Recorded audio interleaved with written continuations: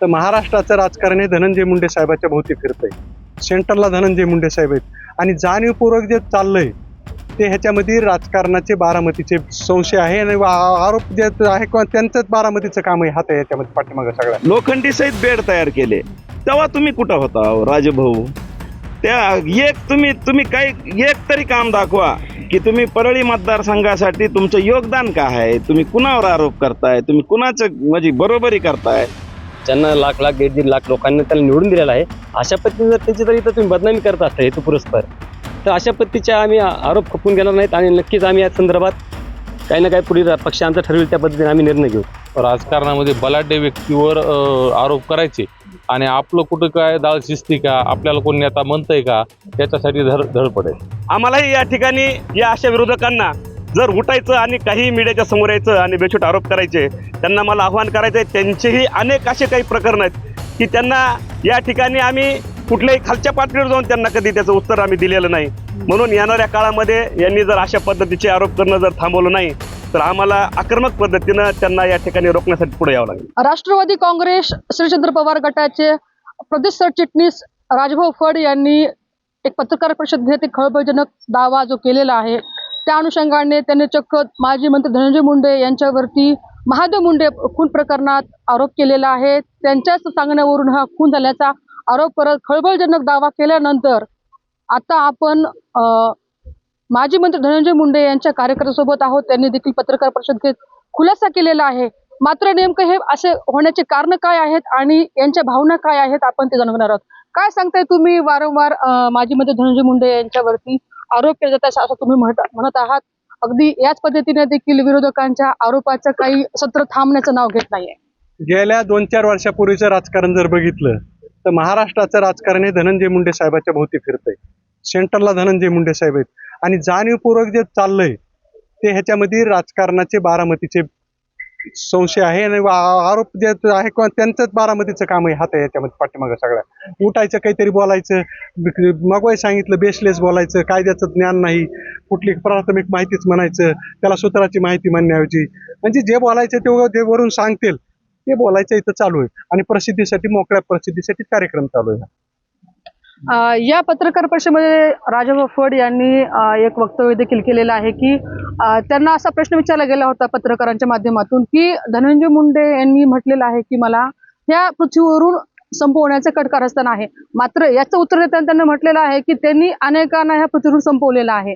काय सांगताय तुम्ही? वास्तवमध्ये काय त्यांना संपविले का? त्यांची सुरुवात कुठून आहे? संपवायचं असतं ते त्यांनाही संपविलं असतं.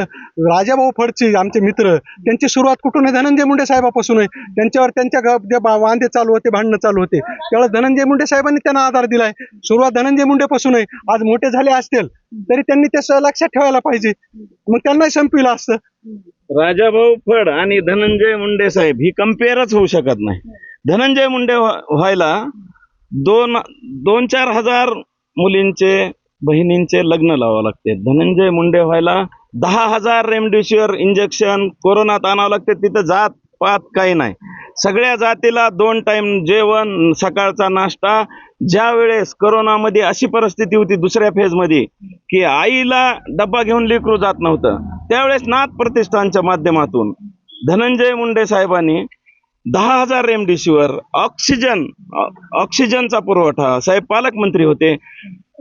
आपल्या अंबेजोगाई SRTR महाविद्यालयाचा मृत्यूदर महाराष्ट्रात सगळ्यात कमी आहे. त्याचं एक कारण आहे थर्मलचा ऑक्सिजन प्लांट काढून साहेबांनी SRTRला शिफ्ट केला अंबेजोगाईला, मोठ्या हॉस्पिटलला, आणि लोखंडी सहित बेड तयार केले. तेव्हा तुम्ही कुठं होता राजभाऊ? त्या तुम्ही काही एक तरी काम दाखवा की तुम्ही परळी मतदारसंघासाठी तुमचं योगदान काय आहे, तुम्ही कुणावर आरोप करताय, तुम्ही कुणाचं म्हणजे बरोबरी करताय. तुमचं काही योगदानच नाही मतदारसंघासाठी. फक्त ह्या टाळ्या वाजवायला ही जी उठलेलं आहे मोहळ, त्या मोहळामध्ये फक्त ही नेते व्हायलेत. ह्यांचं असं वैयक्तिक असं काही योगदान नाही. ह्यांनी असं काही घासून घेतलेलं नाही. धनंजय मुंडे साहेबांनी रात्रंदिवस आपलं जगमित्र ऑफिस चालवून असे ऍक्सिडेंट झाला, कुठं गोरगरिबाचं तिथं मदत फक्त नाथ प्रतिष्ठान आणि धनंजय मुंडे साहेबाच्या माध्यमातून झालेली आहे. तुम्ही काहीच केलं नाही. तुम्ही फक्त पत्रकार परिषद घेऊ शकता ऑफिसला. इकडे एक माणूस पत्रकार परिषद. तुम्ही धनंजय मुंडे व्हायला अनेक 40 वर्ष लागतात. धनंजय मुंडेनं खूप सहन केलेलं आहे. दुसरा माणूस असता तर अटॅकनं मरून गेला असता. साहेबाला 2दा अटॅक येऊन गेलेत. फक्त ही तुम्ही आता ह्या जत्रेत सामील आहेत आरोपाच्या, आणि त्याच्या थोड्याच दिवसात दमानी यासारखी बाई थकली, ती क्लीन चिट आली साहेबाला. तुम्हाला तर काहीच नॉलेज नाही. तर ह्याच्यापेक्षा जास्त आम्ही सुद्धा बोलणार नाही त्यांच्या बाबतीत. असं वाटतं का की मग जे ओबीसीचं बलाढ्याचं नेतृत्व आहे ते ओबीसीचं नेतृत्व संपुष्टात आणण्याचं कट कारस्थान केलं जात आहे? असल्या भांडगोळांनी संपत नसतं नेतृत्व, कोणतंच नेतृत्व. धनंजय मुंडे साहेबाला इथं विरोधक तयार व्हायला अनेक 40 वर्ष, तोपर्यंत अनेक बऱ्याच पिढ्या जायच्या. इथं त्यांच्या विरोधात ओबीसी असो का ओपन असो का मुस्लिम असो का काही बी असो, दलित असो, इथं एकच नेतृत्व धनंजय मुंडे साहेब. एकापाठ एक आता 2 प्रकरण मध्ये जे आहे ते माजी मंत्री धनंजय मुंडे यांचा हात असल्याचं देखील बोललं गेलेलं आहे. आरोप केले गेलेले आहेत. मात्र हे आरोप होत असताना देखील दुसऱ्या बाजूने धनंजय मुंडे यांच्या समर्थकाकडून देखील पोस्ट फेसबुकच्या माध्यमातून व्हायरल होत आहेत की त्यांच्या केसला जर धक्का लागला तर आम्ही सोडणार नाहीत, किंवा दुसरीकडे बघायला गेलं तर वाल्मिक कराड यांच्या मुलांनी देखील पोस्ट केलेली आहे की आता मी जनतेसमोर म्हणणार. काय नेमक्या गोष्टी असू शकतात अशा? काय सांगाल या सगळ्या गोष्टीवर? नाही, आता तुम्ही जे प्रश्न विचारलाय याच्या अगोदर तर तुम्ही आरोपात सांगतात दोन विषयाच्या अगोदर. ते न्यायप्रविष्ट विषय होता. न्यायालयाने त्या विषयावर आपल्याला निकाल दिलेला आहे. परत धनंजय मुंडे साहेबांचं नाव त्या ठिकाणी जर मर्डरमध्ये परत घेतला असताल तर सध्या राज्यामध्ये अधिवेशन चालू आहे. तर असे आरोप करणं या ठिकाणी हक्कभंगाची कारवाई केली पाहिजे त्यांच्यावर. खरं तर विधान भवनामधून अशा लोकप्रतिनिधीला, ज्या लोकप्रतिनिधीला 1.5 लाख लोकांनी निवडून दिलेलं आहे, त्यांना महाराष्ट्रामध्ये 2 नंबरला आहेत साहेब आज. मग अशा लोकप्रतिनिधीची या ठिकाणी तुम्ही आबरू नुकसान करतात. विनाकारण त्यांचं नावही कुठं नसताना तुम्ही जर नाव गुंतवत असताल ज्याला की तुमच्याकडे कोणताही सबूत नाही, हा सबूत तुमच्याकडे कुठून आला? बरोबर आहे का? जेव्हा अहवाल येईल तो गोपनीय अहवाल असतो, आणि आलेला अहवाल हा कोर्टामध्ये सादर केल्यानंतर कोर्ट त्याच्यावर निर्णय देईन ना, आणि आम्ही न्यायालय जे निर्णय आम्हाला त्या गोष्टीचं आम्ही स्वागत करू. त्या गोष्टीचं असं नाही की असं नाही तसं नाही, परंतु अशा पद्धतीचे जर परत तुम्ही आरोप करता धनंजय मुंडे साहेबांवर तर आम्ही एक कार्यकर्ते म्हणून कधी ते सहन करणार नाही. काय त्यांच्यावरती कारवाईसाठी तुम्ही मागणी करणार आहात? नाही, त्यांच्या हक्कभंगाची कारवाई करा म्हणून. अशा पद्धतीच्या लोकप्रतिनिधीला, कोणत्या एका मंत्री राहिलेल्या माणसाला, ज्यांना 1.5 लाख लोकांनी त्याला निवडून दिलेला आहे, अशा पद्धतीने जर त्यांची तरी तुम्ही बदनामी करत असता हेतू पुरस्पर, तर अशा पद्धतीच्या आम्ही आरोप खपवून घेणार नाहीत. आणि नक्कीच आम्ही या संदर्भात काही ना काही पुढील पक्ष आमचा ठरवेल त्या पद्धतीने आम्ही निर्णय घेऊ. वारंवार जे आहे ते एकापाठ एक सत्र जे आहे धनंजय मुंडे यांच्या बदनामीचे सुरू असल्याचं देखील बोललं जात आहे. नुकतंच धनंजय मुंडे यांनी देखील काल माध्यमांशी बोलताना हे त्यांची खंत जी आहे त्यांनी व्यक्त केलेली आहे. तुम्ही कार्यकर्ता म्हणून कसं बघता सगळ्या प्रकरणाला? मुळात काय आहे, सूर्याला कुणी नाव ठेवले म्हणून त्याला काय फरक पडत नाही. मुळात राजकारणामध्ये बलाढ्य व्यक्तीवर आरोप करायचे आणि आपलं कुठं काय दाळ शिजती का, आपल्याला कोणी नेता म्हणतंय का, याच्यासाठी धडपड आहे. आता मी ग्रामीण भागातला आहे, मला बाकी तर जास्त नॉलेज नाही, पण मला माहिती आहे गावोगाव काय झाले, 50-100 मुलं झाले बिना लग्नाचे. त्याला वाटतं आपलं लग्न कधी होईल. मग चांगले फोटो काढून फेसबुक व्हॉट्सअपला टाकायचं, काहीतरी करत नसलं तरी काहीतरी गोट फॉर्म काहीतरी असं करतोय असं दाखवायचं. खोटं नाटक दुकान टाकायचे, लग्न होण्यासाठी टाकायचे. हे दुकान आहे हे राजेभाऊ फडचं, की बाबा मला कोण आमदार करतंय का, पवार साहेबाच्या मी ध्यानात येतोय का, पण पवार साहेब तुझा उपयोग करून घेतेन आणि कुठं कात्रजचा घाट तुला दाखवते. राजेभाऊ तुम्हाला कळणार नाही, तुम्ही 10 वर्षापूर्वी कोण होतात, आज कोण आहे, तुमची जर चौकशी लागली तर लय अवघड होईल. आणि आम्ही बाकी तर काय मला माहित नाही, पण थर्मल मध्ये फार मोठा घोटाळा किंवा तिथं फार गोष्टी झालेल्या आहेत, आणि त्याच्यामध्ये मी राजेभाऊ फडचं नाव ऐकतो. आता आमच्या साहेबावर बेछूट आरोप करीत जर कोणी असलं, आम्हाला हे बेछूट आरोप करावे लागतील. आम्हाला सगळ्यांचे सगळे गुपित माहिती आहेत, करायचे का उघडे हे आता समोरच्या व्यक्तींना लक्षात घ्यायचंय. आता इथून पुढे आरोप करत असताना तुम्ही धनंजय मुंडे साहेबाच्या वैयक्तिक आयुष्यात बोललात, तुमच्या वैयक्तिक आयुष्यात आम्ही बोलणार. तुम्ही धनंजय मुंडे साहेबाला कुठला एखाद्या खुनाच्या आरोपामध्ये बोलताना तुम्ही काय केलेलं आहे ते आम्हाला माहिती, त्याच्यामध्ये आम्ही तुमचं नाव घेणार. आम्हालाही कोर्ट कचेरी येते, आम्हालाही पोलीस स्टेशन आहे, कायदा सर्वांना सारखा आहे, परंतु मीडियाला विनंती एवढीच की ज्या माणसाला कायद्याचं नॉलेज नाही आणि जे लग्नाळू मुलासारखं उठायले तर आमदार होण्यासाठी पत्रकार परिषद गेलेत, असल्याला फार महत्व देऊ नका आणि चांगल्या माणसावर असे आरोप करू नका. मीडियानं त्यांना हायलाइट करू नका अशा माणसाला, एवढंच मला म्हणायचंय. आणि राजेभाऊ फड यांची परळी मतदारसंघातल्या जनतेने आणि धनुभावनं दखल घ्यावी एवढं ते मोठं प्रश्न नाही. थोडंफार पैसा कमी अधिक असेल तो कसा ह्याची चौकशी झाली पाहिजे, परंतु धनंजय मुंडेंची त्यांची लेवलच नाही.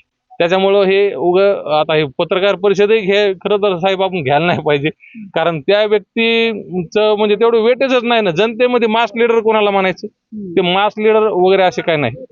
त्यांच्या गावामध्ये आमचे माणिक भाऊ फड मास लीडर आहेत, काय नाही. पुढच्या वेळेस तेच येत असते सरपंच म्हणून, तिथंच त्यांना ते लायकी दाखवते.